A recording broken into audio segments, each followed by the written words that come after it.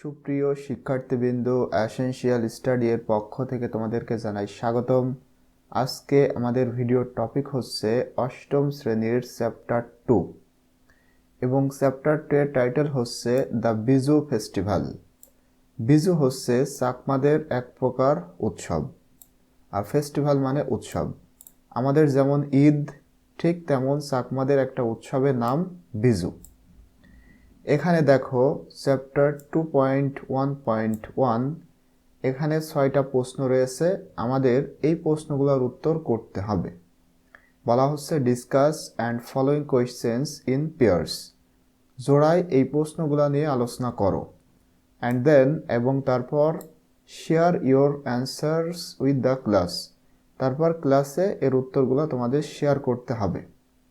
তো এই ভিডিওতে আমি তোমাদের সাথে এই 6টা প্রশ্নের উত্তর শেয়ার করব।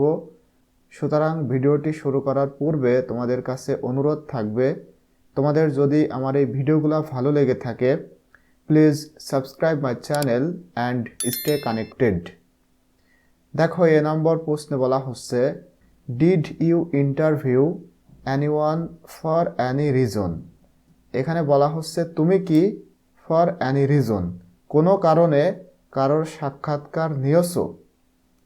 এখানে কিন্তু তোমার সাক্ষাৎকার নিয়েছে এমনটা জানতে চাওয়া হচ্ছে না, তুমি কি কোনো কারণে কারোর সাক্ষাৎকার নিয়েছো। তাহলে কোনো কারণে যদি তুমি কারোর সাক্ষাৎকার নিয়ে থাকো তখন তোমরা এখানে সেটা লিখবে।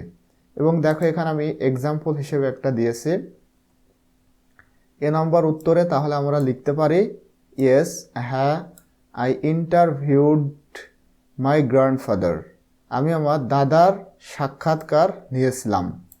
এখানে দেখো ডিড, প্রশ্নগুলো পাস্ট টেন্সে করা হচ্ছে, তার মানে অতীতকালের কথা। এই জন্য এখানে লেখা হয়েছে yes I interviewed my grandfather, আমি আমার দাদার সাক্ষাৎকার নিয়েছিলাম। I wanted to learn more about his life and experiences, আমি তার জীবন এবং অভিজ্ঞতা সম্পর্কে জানতে চেয়েছিলাম। তাহলে এটুকু আমরা লিখতে পারি। এরপরে দেখো বি নম্বর প্রশ্নে বলা হচ্ছে did someone interview you for any purpose. Purpose মানে উদ্দেশ্য। বলা হচ্ছে ডিড সামওয়ান ইন্টারভিউ ইউ, তোমাকে কি কেউ কোনো উদ্দেশ্যে ইন্টারভিউ নিয়েছে বা সাক্ষাৎকার নিয়েছে। এই প্রশ্নে বলা হয়েছিল তুমি কি কাউকে সাক্ষাৎকার নিয়েছো, আর এখানে বলা হচ্ছে কোনো কারণে বা কোনো উদ্দেশ্যে কি তোমাকে কেউ সাক্ষাৎকার নিয়েছে।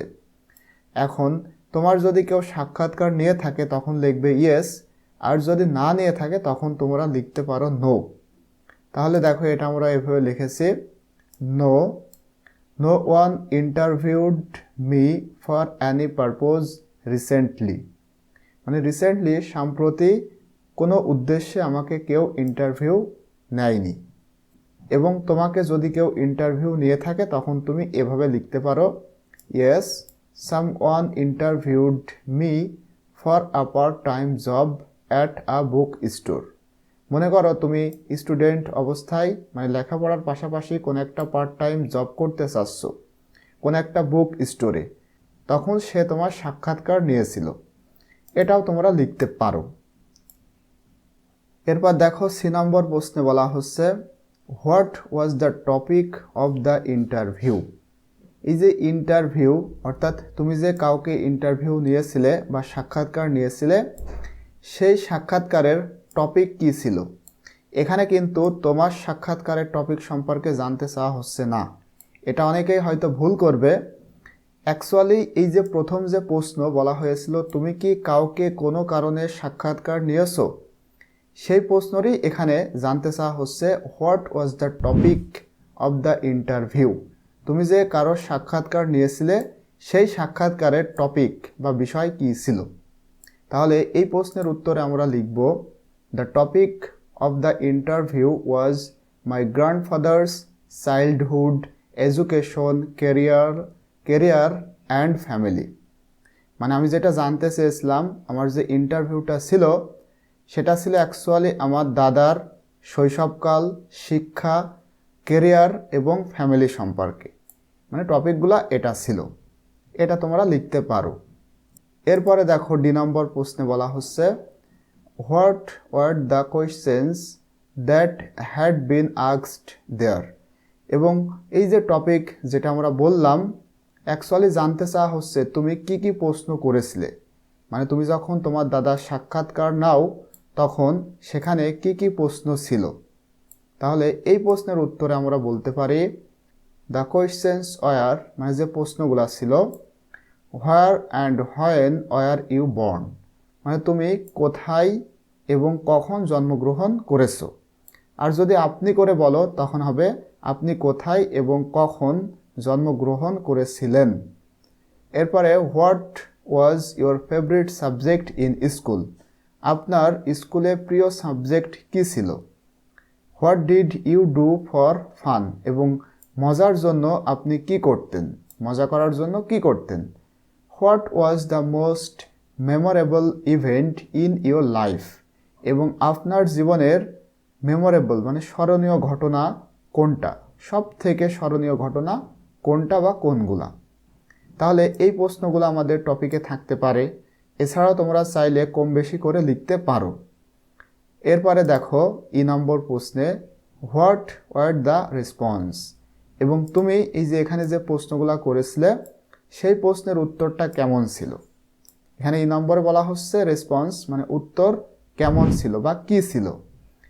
তাহলে এখানে আমরা বলতে পারি আই ওয়াজ, মানে এই যে প্রথম প্রশ্নের উত্তরটা কি ছিল, I was born at a small village in Chuadanga of Bangladesh in 1942। এখানে বলা হচ্ছে আমি জন্মগ্রহণ করেছিলাম একটি ছোট্ট গ্রামে চুয়াডাঙ্গাতে, মানে বাংলাদেশের চুয়াডাঙ্গা জেলায়। এখন তুমি এখানে তোমার জেলাটা লিখতে পারো, মনে করো তুমি ঢাকা থেকে এই ভিডিওটা দেখতেছো, তখন তুমি এখানে লিখবে ঢাকা অফ বাংলাদেশ। এরপরে তোমার দাদার জন্মসালটা এখানে লিখবে। এখানে আমি তোমাদেরকে বোঝানোর জন্য এটা দিয়েছি। এরপরে প্রশ্নটা কি ছিল, what was your favourite subject in school, এবং এটার উত্তর হতে পারে my favourite subject was history, মানে তোমার দাদা হয়তো এটা বলতে পারে। এখানে তোমাদের মন মতো লিখতে পারো, তুমি লিখতে পারো ইংলিশ অথবা ম্যাথ, যেটা তোমাদের ভালো লাগে সেটাই লিখতে পারো। What did you do for fun, মজার জন্য আপনি কি করতেন। তাহলে এটার উত্তর হতে পারে I did a lot of sports, মানে আমি প্রচুর খেলাধুলা করতাম, like cricket, football and badminton, মানে ফান বা মজার জন্য আমি এই খেলাগুলা করতাম। এরপরে প্রশ্নটা কি ছিল, what was the most memorable event in your life, আপনার জীবনের সব থেকে স্মরণীয় ঘটনা কোনটি। এখানে তোমরা একটা লিখতে পারো, আমি এখানে একটু বেশি করে দিয়েছি, the most memorable event of my life were getting married, মানে বিবাহ করাটা তার জীবনের সব থেকে স্মরণীয় ঘটনা। এটা হতে পারে হ্যাভিং চিলড্রেন, বাচ্চা হওয়াটা, মানে তার ওয়াইফের যখন বাচ্চা হয় সেটা, অ্যান্ড গ্র্যান্ড চিলড্রেন, এবং তার মানে নাতনি বা নাত ছেলে যখন হয় তখনও তার জীবনের একটা মেমোরেবল ইভেন্ট হতে পারে। ট্রাভেলিং টু ডিফারেন্ট প্লেসেস, বিভিন্ন জায়গায় ভ্রমণ করা, এটা তার জীবনের একটা স্মরণীয় ঘটনা হতে পারে। And receiving awards for my service, এবং সে যে একটা চাকরি করে এই চাকরির জন্য তাকে যে অ্যাওয়ার্ড পুরস্কার দেওয়া হয়েছে এটাও তার জীবনের একটা মোস্ট মেমোরেবল ইভেন্ট হতে পারে। এখানে আমি একটু বেশি করে দিয়েছি, তোমরা চাইলে কম করে লিখতে পারো। তাহলে এটা হচ্ছে ই নম্বর প্রশ্নের অ্যান্সার। এরপরে আমরা দেখব এফ নম্বর প্রশ্ন। বলা হচ্ছে did you share any information about the interview with anyone, বলা হচ্ছে তুমি তোমার দাদার যে ইন্টারভিউ নিয়েছিলে এবং সেখান থেকে যে তথ্য ইনফরমেশন মানে তথ্য, এই ইন্টারভিউ থেকে তুমি যে তথ্যগুলা জানতে পেরেছিলে সেইগুলা বলা হচ্ছে শেয়ার উইথ এনিওয়ান, কারোর সাথে কি শেয়ার করেছো। ইফ ইয়েস, যদি করে থাকো হোয়াট ডিড ইউ সে, তাহলে কি বলেছিলে, মানে তুমি তোমার দাদার সাক্ষাৎকার নিয়েছিলে, যদি এই সাক্ষাৎকারের কথা কারোর সাথে শেয়ার করে থাকো হোয়াট ডিড ইউ সে, তুমি তখন কি বলেছিলে। তাহলে এই প্রশ্নের উত্তরে আমরা বলতে পারি ইয়েস, হ্যাঁ, I shared some information about the interview with my parents and my friends. আমি শেয়ার করেছিলাম কিছু তথ্য আমার যে ইন্টারভিউটা নিয়েছিলাম সেটা সম্পর্কে কাদের সাথে? উইথ মাই প্যারেন্টস, আমার মা বাবা, অ্যান্ড মাই ফ্রেন্ডস, এবং আমার বন্ধুদের সাথে। আই টোল্ড দেম, আমি তাদেরকে বলেছিলাম দ্যাট যে my grandfather had a very interesting and inspiring life, আমার দাদার একটা মজাদার এবং উৎসাহের জীবন রয়েছে। তাহলে এটুকু আমরা বলতে পারি। আশা করছি তোমরা এটা বুঝতে পেরেছো। আজকের ভিডিওটি এই পর্যন্তই। ইনশাল্লাহ নেক্সট ভিডিও আমি তোমাদের সাথে 2.1.1 নিয়ে আলোচনা করব।